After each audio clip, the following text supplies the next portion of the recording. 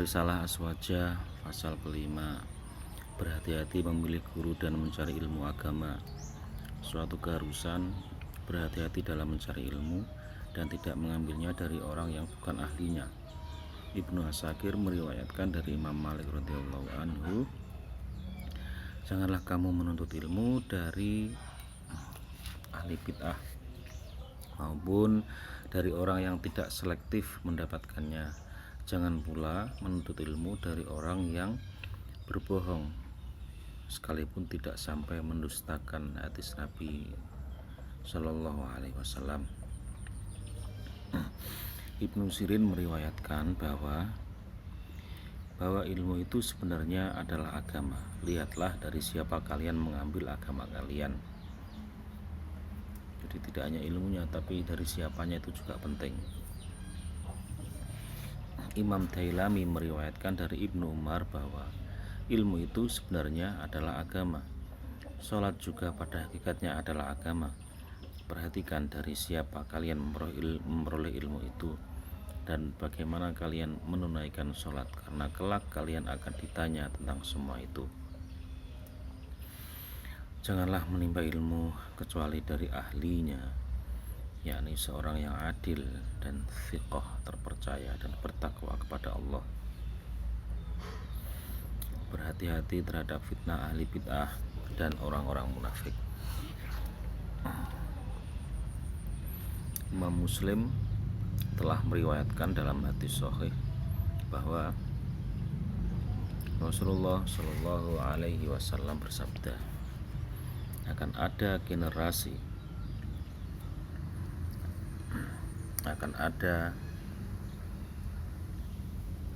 pada generasi akhir umatku orang-orang yang menceritakan sesuatu pada kalian tentang sesuatu yang tidak pernah kalian dengar.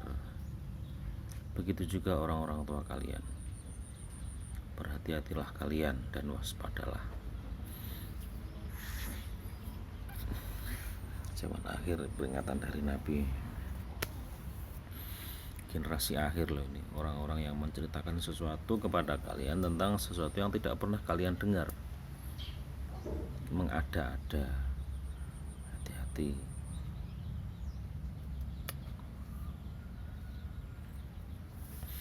Dalam sahihnya Imam Muslim juga meriwayatkan dari Abu Hurairah radhiyallahu anhu, dari Rasulullah Shallallahu Alaihi Wasallam bersabda, pada akhir zaman nanti akan ada dajjal-dajjal tukang bohong.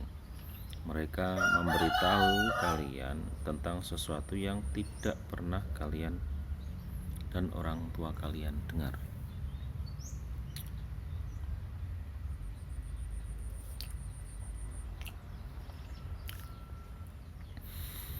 Berhati-hatilah dan waspadailah. Jangan sampai mereka menyesatkan dan memfitnah kalian. Eling lan waspada.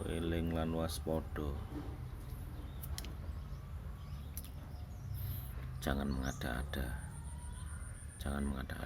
Banyak orang keminter sok-sokan ngomong hakikat, padahal itu hasil ngarang-ngarang saja dengan gaya yang berdandan yang nyentrik untuk mendapatkan perhatian. Ya, itu hati-hati.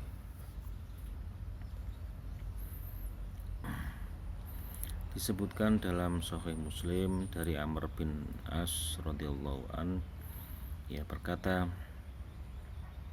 sungguh dalam lautan terdapat setan yang dipenjarakan oleh Nabi Sulaiman. Mereka hampir saja bebas lalu membacakan Al-Quran palsu kepada manusia. Ya. Hadis Sahih Muslim diriwayatkan Amr bin As.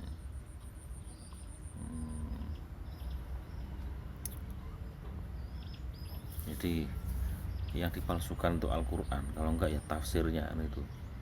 Setan-setan bertebaran mengatasnamakan itu mulai itu. Makanya perlu dicek orang itu kalau ngomong agama dari mana belajarnya, itu penting supaya tidak ngawur. Karena ini masalah dunia akhirat ya, agama itu soal dunia akhirat. Orang yang tidak ahli bisa ngomong, karena agama kan menceritakan hal-hal yang tidak tampak toh, maka harus datang dari orang yang terpercaya. Kalau barang yang nampak itu kan misalnya makanan, itu kan orang bisa langsung mencicipi rasanya bagaimana, itu kan orang bisa langsung membuktikan pas atau tidaknya, itu orang bisa membuktikan. Itu juga dengan misalnya servis motor, ahli dan tidaknya orang yang servis itu langsung bisa kita rasakan, meskipun kita awam dalam ilmu mesin, tapi kita bisa mencek langsung setelah diservis tumpahannya tambah enak apa enggak, semakin nyaman enggak itu dikendarai. Kalau nyaman, nah berarti orang ini ahli. Itu kalau barang-barang fisik. Tapi kalau agama bicara barang yang gaib, nah disitulah peluang orang untuk berfantasi, berimajinasi. Ya, maka pentinglah kita untuk mencari tahu nih latar belakang orang yang bicara itu seperti apa. Jangankan yang latar belakangnya tidak jelas ya, kadang latar belakangnya jelas saja itu bisa kok, itu masih dipelintir-pelintir itu juga bisa. Justru dia mengatasnamakan gurunya, mengatasnamakan silsilahnya, nah, tapi bisa saja kepleset, dia terbersit untuk menafsirkannya sesuai dengan hawa nafsunya, sangat mungkin terjadi. Jadi eling lan waspada itu sangat penting, sangat penting. Orang punya nalar, orang punya kolbu, ya difokus betul itu, ditimbang-timbang, dipilah-pilah. Ya. Nah, di sini kadang pentingnya orang untuk tidak tergesa-gesa. Jadi itulah filsafat itu main. Ya, filsafat Islam mengajarkan orang untuk ya menelaah, meneliti sebelum menjudge sesuatu. Ya, Imam Nawawi menjelaskan bahwa yang dimaksud adalah bukan Al-Quran yang sesungguhnya. Dikatakan sebagai Al-Quran untuk menipu orang-orang awam. Ini tentang hadis tadi ya. Setan hampir membacakan Al-Quran yang palsu kepada manusia untuk menipu orang-orang awam. Kemudian Imam Tabrani meriwayatkan dari Abu Darda bahwa sesungguhnya yang paling aku khawatirkan terhadap umatku adalah keberadaan pemimpin yang menyesatkan.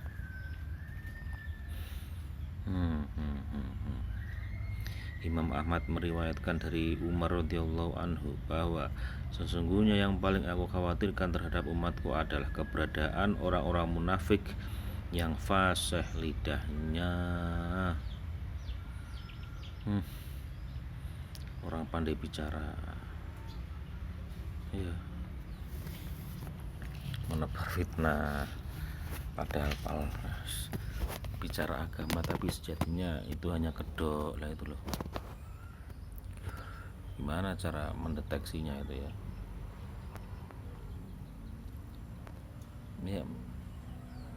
Ya gunakan nalar kritis ya, pentingnya itu nalar kritis.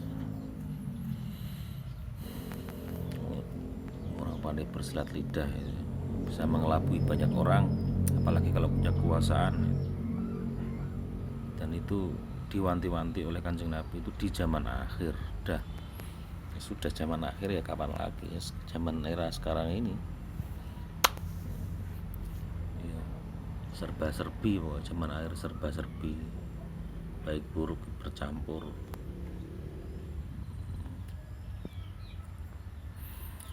Al-Munawi mengatakan, begitu juga banyak orang yang fasih lidahnya tetapi kosong hati dan amalnya. Ia menukil secuil ilmu untuk mencari sesuap nasi, bahkan jadikan kesombongan.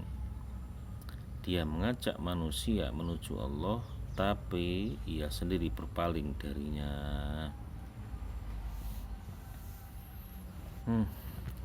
Kutip sana, kutip sini untuk memprovokasi, terus dia mendapatkan keuntungan, padahal dia sendiri tidak punya kecenderungan hati untuk mendekat kepada Gusti Allah. Ya, dalam kesendiriannya dia tidak nyaman sebenarnya dengan ayat itu, dalam kesendiriannya dia tidak nyaman dengan wiridannya, tapi kalimat-kalimat bijak dikutip untuk mendapatkan keuntungan, mengatasnamakan, itulah penyakit ya. Ya, disinilah pentingnya kesendirian, kesunyian itu untuk meniti jalan sunyi itu untuk menemukan kesejatian. Karena kalau hanya untuk mendapatkan tepuk tangan, yaitu orang akan cenderung untuk mengutip tadi, menukil secuil ilmu untuk mencari sesuap nasi. Kebaikan digunakan untuk ya kepentingannya sendiri, padahal sejatinya dia bukan untuk kebaikan tapi untuk ya, dijadikan apa ya istilahnya, batu pijakan lah gitu. Imam At-Tabrani meriwayatkan dari Ali bin Abi Thalib radhiyallahu anhu bahwa sesungguhnya aku tidak mengkhawatirkan umatku yang mukmin atau musyrik. Adapun yang mukmin akan dilindungi oleh imannya, sementara yang musyrik akan dikendalikan oleh kekafirannya. Tetapi yang aku khawatirkan adalah orang-orang munafik yang fasih lidahnya. Dia akan berbicara yang sesuai dengan apa yang kalian ketahui, tetapi melakukan perbuatan yang kalian ingkari.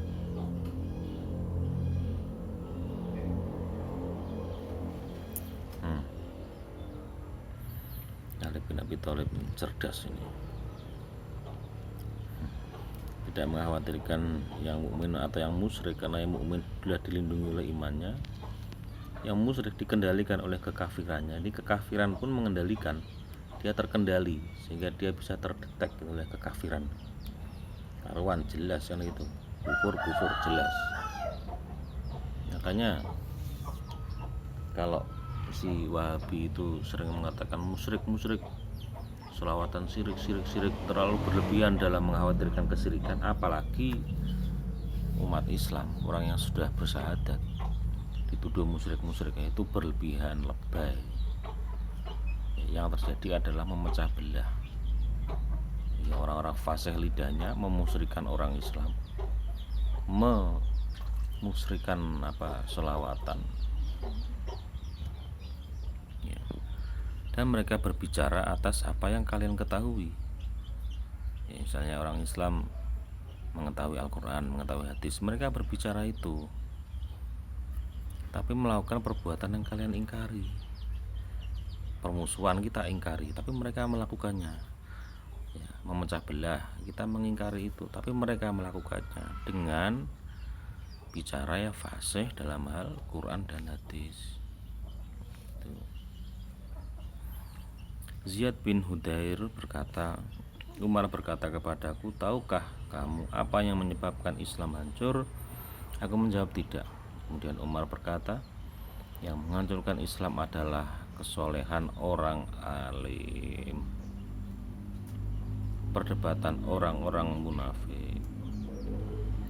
Umar berkata, yang menghancurkan Islam adalah kesalahan, bukan kesolehan ya, kesalahan orang alim, perdebatan orang-orang munafik, dan hukum dari pemimpin yang menyesatkan.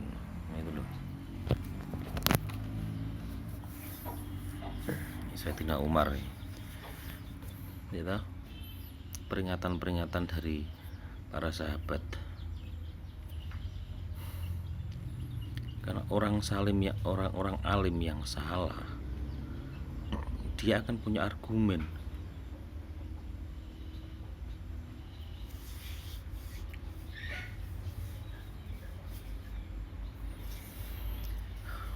Dia akan punya argumen untuk mengatasnamakan agama, untuk membela kesalahannya.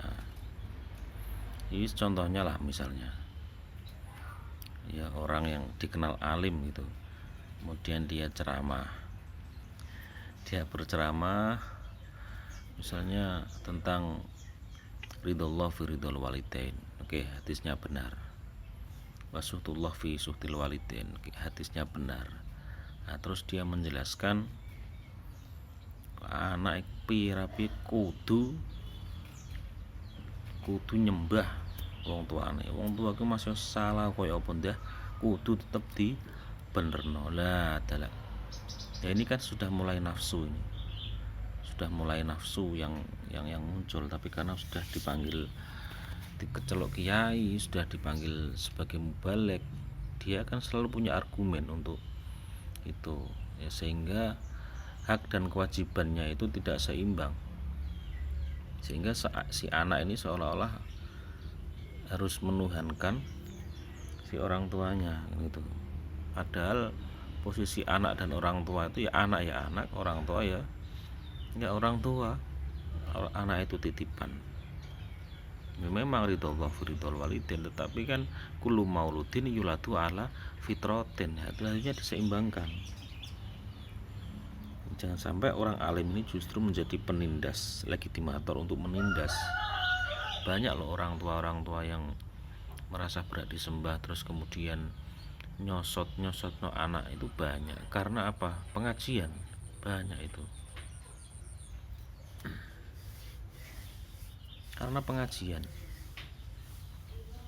Hanya kalau orang tuanya misalnya salah, tapi kok nggak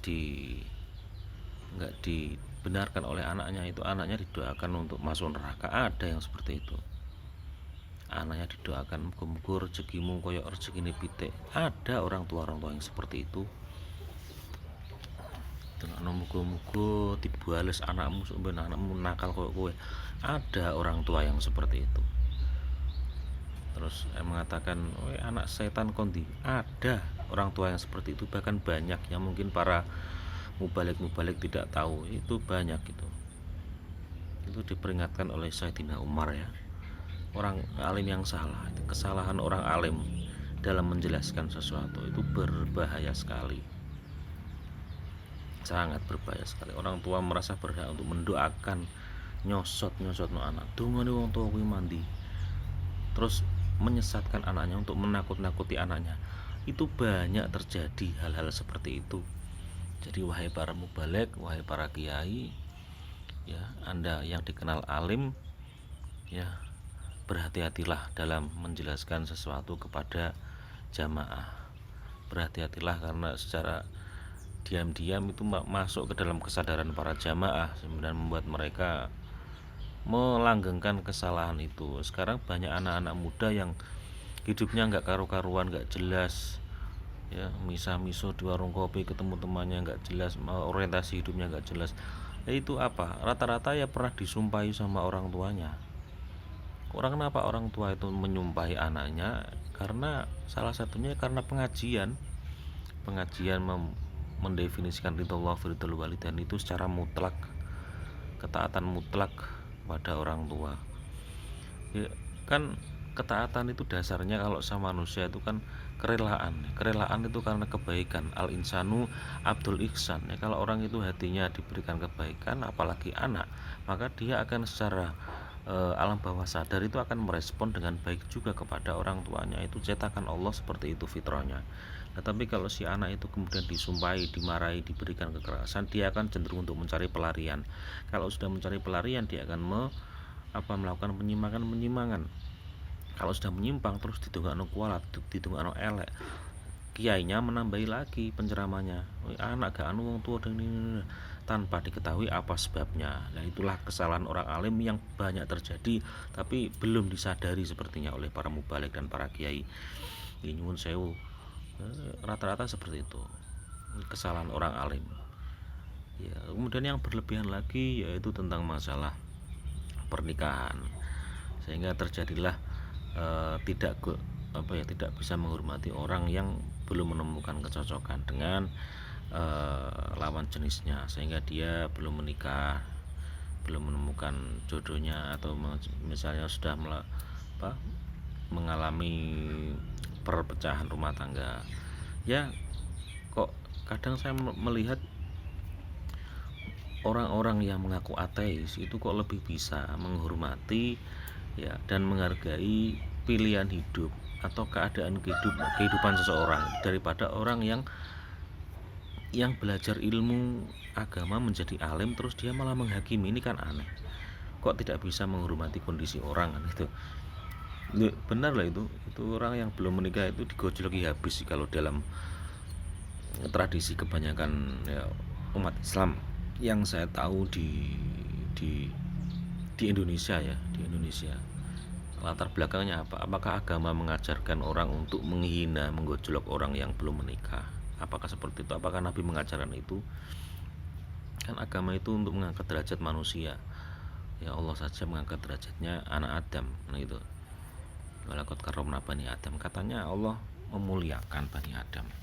Ini ada orang yang belum menikah saja kok dihinain sama orang yang alim, yang notabene dipanggil orang yang alim, dengan mengatasnamakan agama sehingga umatnya mengikuti kesalahan-kesalahan tersebut.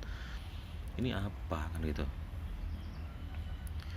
Terus perdebatan orang munafik ya, mereka bicara tidak atas dasar apa yang mereka yakini, tapi berdasarkan apa yang bisa mendapatkan keuntungan. Jadi elinglah, waspodolah dengan keadaan-keadaan seperti ini. Dan hukum dari pemimpin yang menyesatkan. Pemimpin yang menyesatkan ini kalau sudah pemimpin bisa memanfaatkan orang alim ya, bisa memanfaatkan ilmu, bisa memanfaatkan apa saja untuk menyesatkan sebuah pimpinan, misalnya entah itu di perusahaan atau di sebuah organisasi tertentu. Pimpinan bisa menggunakan kekuasaannya untuk memojokkan seseorang, untuk disalah-salahkan. Dia sendiri kesalahannya jauh lebih besar, jauh lebih banyak, tapi karena dia punya kekuasaannya itu digunakan untuk menutupi kesalahannya, supaya kesalahannya tertutupi, orang lain dicari-cari kesalahannya. Apalagi mengatasnamakan agama, itu banyak sekali fenomena-fenomena seperti itu.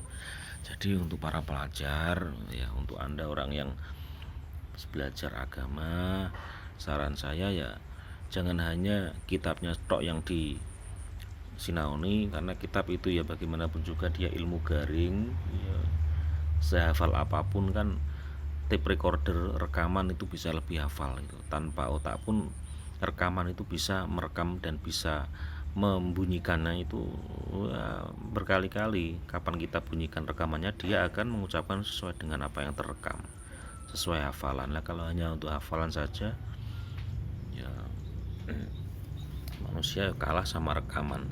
Tape recorder itu tak butuh akal itu kan ya. Tapi bagaimana kita merespon keadaan itu, antara teks dari Al-Quran, dari hadis, kemudian kita cari korelasinya dengan keadaan yang terjadi sekarang. Ini kira-kira yang pas yang mana ini? Karena kesalahan orang alim itu akan diikuti banyak orang loh itu.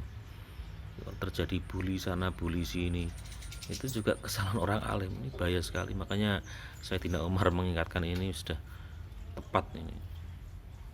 Tahukah kamu apa yang menyebabkan Islam hancur? Lah ini loh, luar biasa ini ya.